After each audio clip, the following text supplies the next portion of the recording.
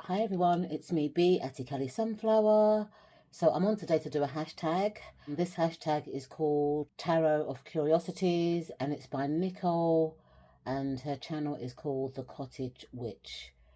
I'm so sorry that I haven't been around recently. I've been having quite a lot of health challenges. You know, my fibromyalgia has made me completely exhausted and always tired, but I have been watching. So I thought I'd kind of crack on with my hashtag to-do list. And this is one of the oldest hashtags that I've wanted to do. So prompt 1 is favourite purple deck. And for this prompt, I've decided to choose the Chubby Witch Night In. It's a 44 card oracle deck. Now, I found this kind of question quite challenging because I've got a lot of decks that are kind of like purple inspired, but they're not fully purple. But this to me is one of my only decks that's kind of got a lot of purple in, even though there's other colours in it. It's got purple and white backs. And I do love Amanda Lovelace decks, you know, both tarot and oracle. Oh, look at this, low energy, high self-love. That's how I've been feeling recently. But it's just a very kind of purplish deck.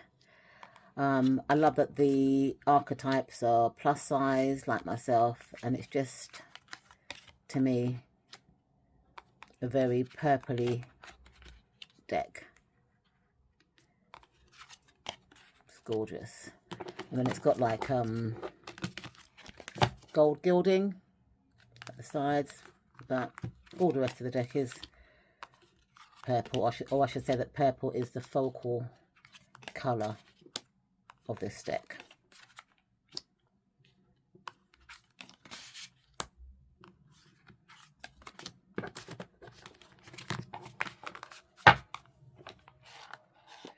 So the next prompt or question is a deck for rainy days. And I've chosen this deck here. It's Life is a Board Game by Crystal Banner. Because for me, when it's rainy outside, I like to play board games. I know that a lot of people might use the electronic games, but I'm from the old school. This deck, to me, is based on the Monopoly game, which is one of my favourite board games. So I think it'll be quite fitting to use on a rainy day. I love Crystal Banner's minimalistic kind of approach. You know, within her archetypes, but this to me reminds me of the game Monopoly. And that is the kind of game that I will play on a rainy day. Let's show you some of the arcana. So the wands, got all red on there.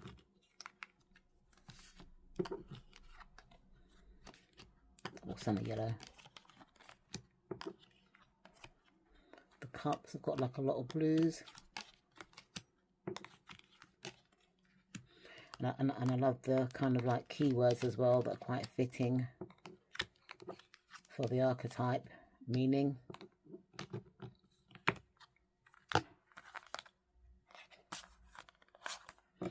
The swords are kind of pink, you know, like two of swords, indecision way.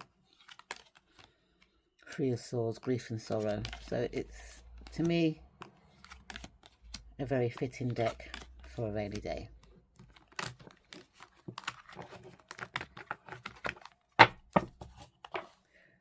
So the next question is a deck that loves the mud. I don't actually know what that means. What that means. I wasn't quite sure what that kind of term means, loving the mud. So I'm assuming that it means like sepia, you know, muddy looking decks. That's what I'm assuming. But can somebody please correct me on what that term means? Because I don't know what it means. I tried to Google it and couldn't get any joy. So my interpretation is that Nicola is saying muddy decks is in terms of colour, or does she mean earthy? I don't know, but I have chosen the Stretched Tarot because this was one of my first ever sepia looking decks. but I'm sure that I've got this question wrong. But for me, it's got like a very kind of sepia feel. You know, lots of brown tones and kind of earthy tones. But I'm not sure if I've actually got the question right. A beautiful strength card. Hermit looks very wise. Yep, so this is my Wheel of Fortune. I love the crone at her spinning wheel.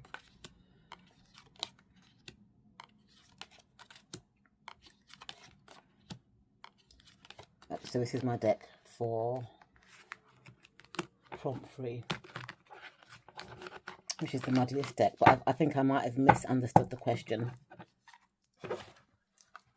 So the next question is Fiercest deck, and to me it's the New Era Elements Tarot by Eleanor Piper. When I first got this deck, I used to find it very challenging to read with because some of the archetypes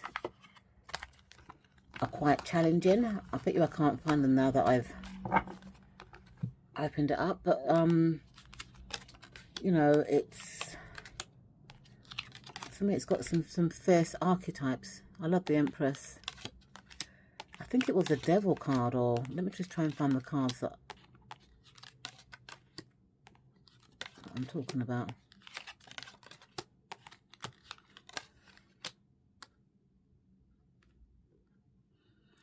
So the Wheel of Fortune is like a gambling game. Beautiful strength card.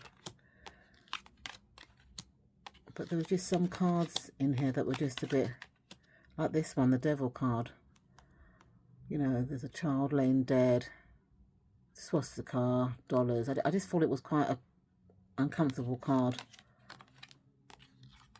to look at. And there was Judgment. There was a card with some heroin needles in it. I can't remember where it is. Let me see if I can find it quickly. So it's this card here, the Three of Swords, I think this is. And it's got the Rider-Waite-Smith interpretation as a tattoo on the person's arm. But look at that, the person's injecting drugs. I thought that was a very disturbing kind of card. But in general, this deck, it does kind of, I find it difficult to read. I do find it quite a fierce deck, but this is my own personal opinion. I think it's Thoth inspired as well. The next prompt is a deck that brightens your day, and this is another mass market deck. It's called the Le Grande Circus and Sideshow Tarot by Joe Lee, who I think used to actually work in the circus.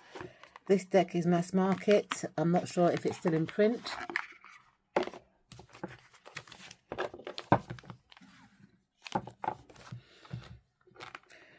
But when I was younger, I used to always look forward to going to the circus with my parents.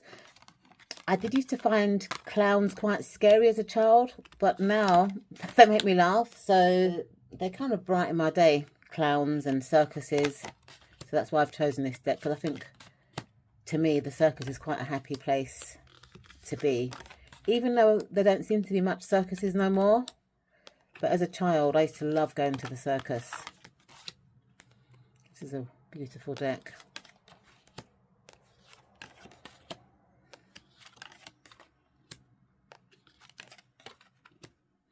It's Rider-Waite-Smith, kind of inspired. Look at the templates, the twins trying to find that balance there.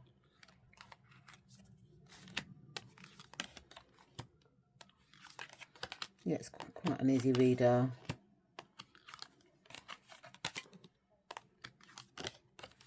This looks like dynamite, doesn't it?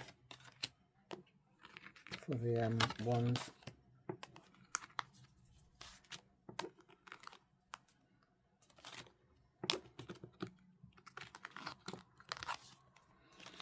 It's a beautiful kind of deck.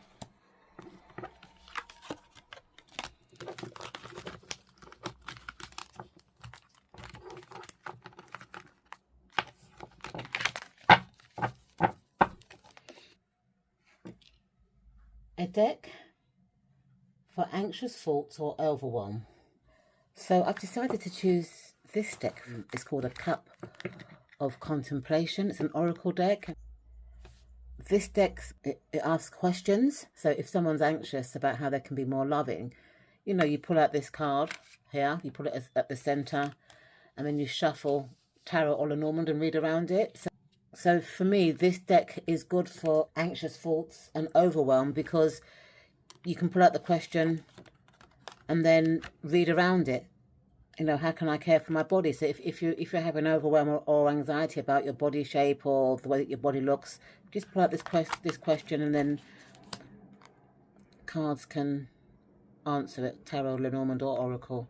Where can I exercise more patience? What's one step I can take right now?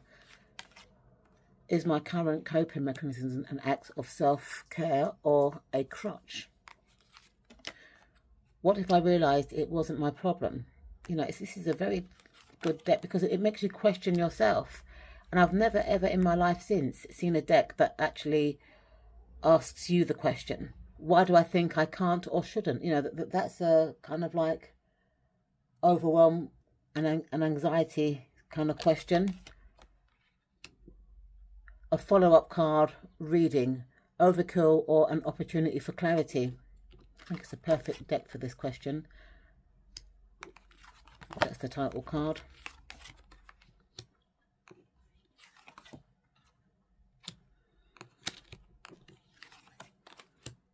Very beautiful deck for self-reflection, in my opinion. And it's the Cup of Contemplation cards by Judy Rose. A deck to help you out of a creative slump. So I've chosen a Lenormand deck, and it's called the Knitter's Oracle.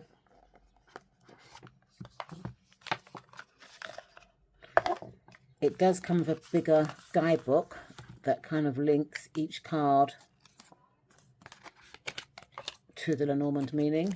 I mean, it came here with just a small book of card interpretations and so on and so forth. But the bigger one with a PDF printout, I've actually written the meanings of the cards on there, because this is a kind of different thing. But this card's about crocheting and knitting, which I enjoy doing.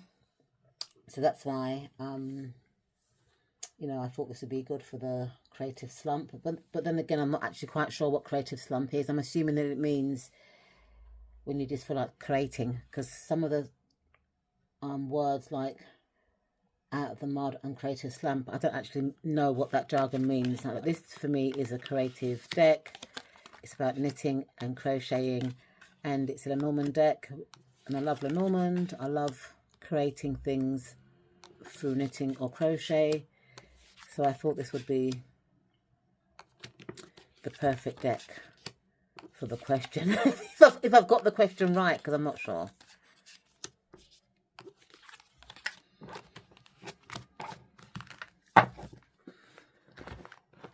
So the next prompt is Witchiest deck, and I've chosen the Cozy Tarot deck by Amanda Lovelace.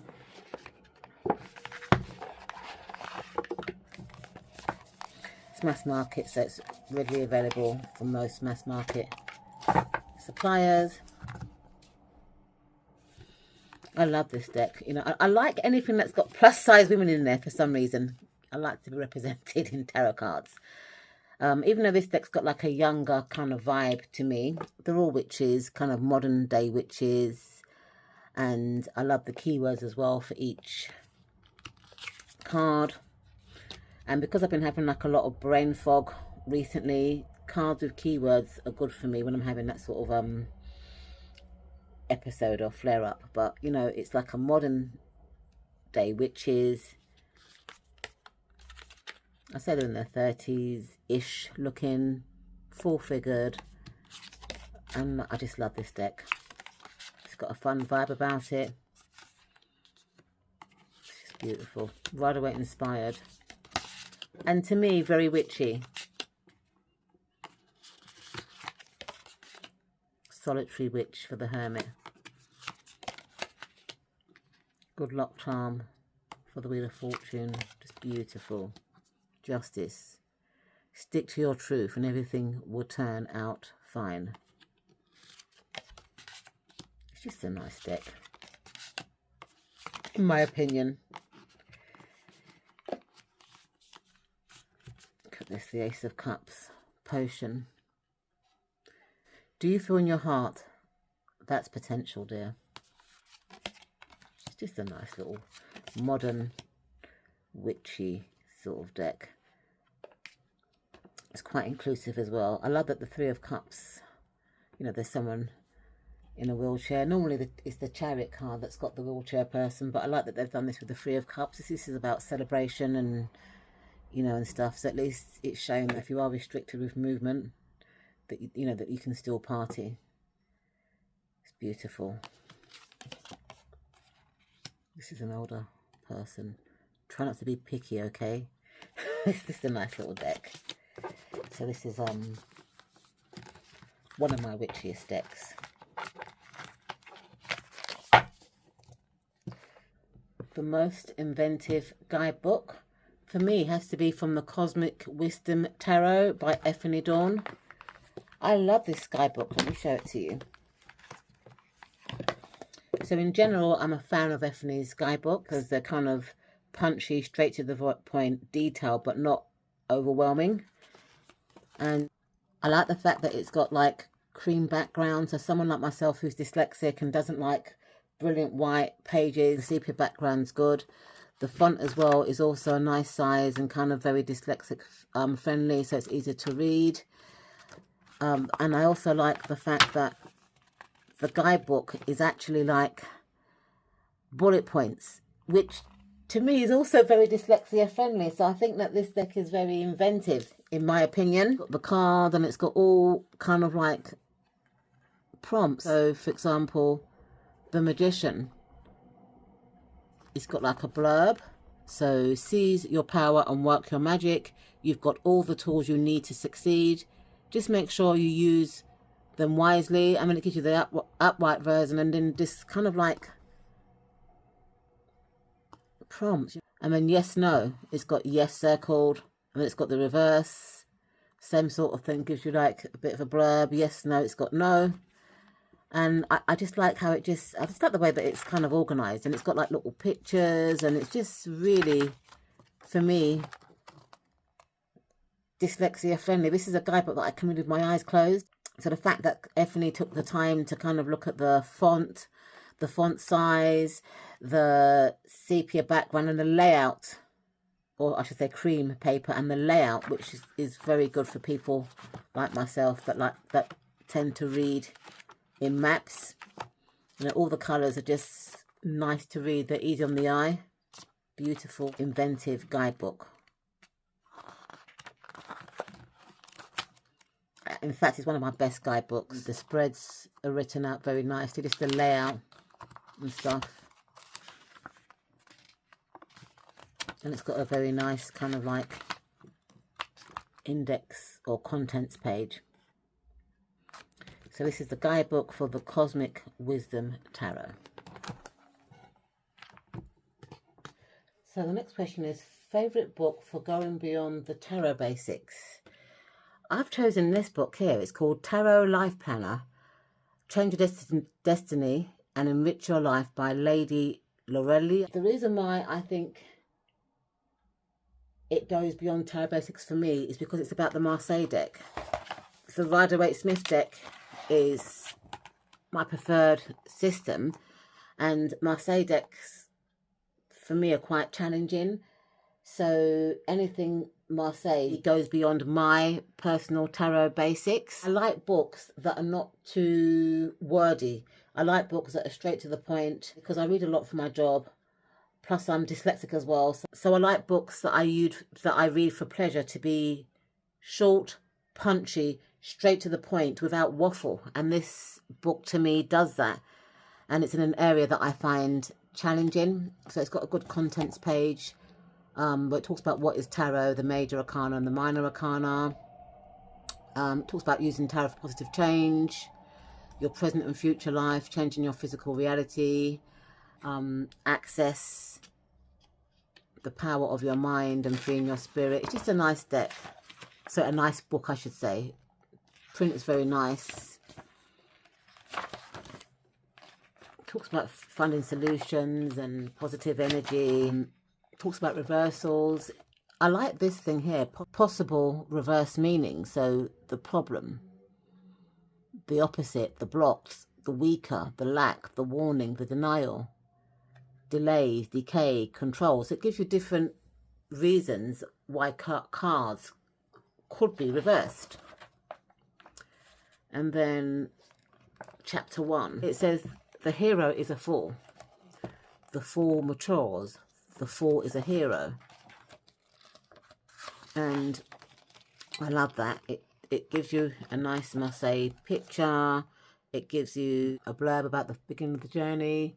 It talks about reversed meanings, appearance in a spread, using the card to change your life, how to use the fool in an exercise, and a case history. It does that for each of the cards, including the minor arcana and the pips. So for me, it goes beyond my tarot basics, because you remember tarot basics is going to be different to different people depending on what journey they are, you know, in their tarot practice and so on and so forth. So I will leave this title in the description bar if it's still available, because I've had this book for quite a while now. The final question is a YouTuber that inspires you. And I've decided not to talk about a tarot tuber because there's so many tarot tubers that inspire me, so it'd be a lot for me to list. So I decided to go for my other love, which is dolls. So a YouTuber who inspires me creatively is somebody called Mandy Dolls UK. She's a UK doll collector. She collects Cindy's mostly. This is one of my Cindy dolls that I've been playing with this month of July. She had surgery this month. You know, some of her limbs were kind of floppy, so you know she's been pampered by me quite a lot since her surgery. But Mandy likes Cindy's, that's her main love, and she also likes Rainbow High, who I also like as well. They're kind of very high fashion dolls. So I do recommend, if you're into dolls, to have a look at Mandy. I will link her channel in the description bar. So thank you so much, Nicole, for creating this hashtag. So that it took me so long to get round to doing it, but I have been quite poorly. But I've actually enjoyed selecting the decks for each prompt. As I said earlier, I will link the decks and books that I've mentioned in this video in the description bar. Thank you so much for watching, and I'll see you in my next video. Bye for now. Say bye, Cindy. See ya.